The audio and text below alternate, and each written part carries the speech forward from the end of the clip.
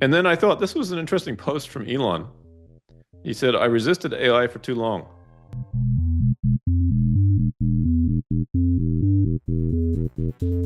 Living in denial.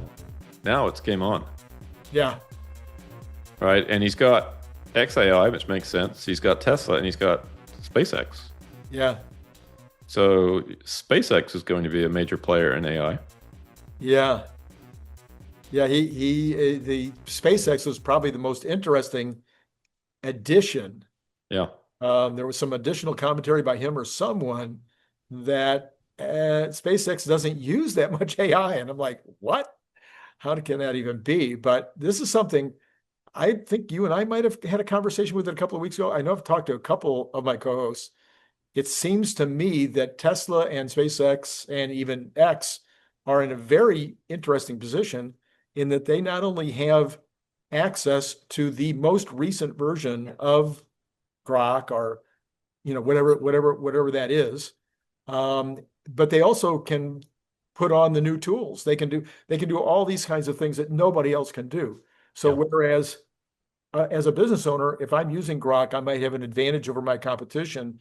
Tesla, SpaceX, and X, and all of the companies have even a greater advantage because they're on the bleeding edge, and also have the talent to be able to use it to for space age metals, for metallurgy, for ways of speeding up manufacturing processes, et cetera, et cetera, et cetera.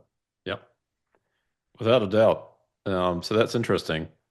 And then I thought that this post from Dylan Loomis was a really good idea. And he says, I'm sure many of you have had conversations about Tesla where people clearly don't understand the company, yet are dogmatic in their bearish view. Next time that happens, just show them this photo and ask them if they know what it is. Nine times out of 10, they're going to say, I don't know.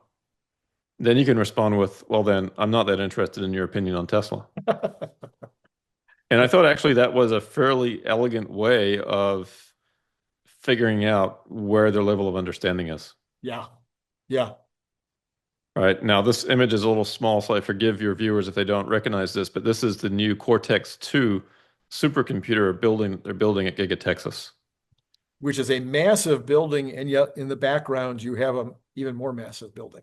Yeah, the manufacturing plant. So, and thanks to Joe Techmeyer for the image here, but this is an interesting way to approach this problem. Yeah.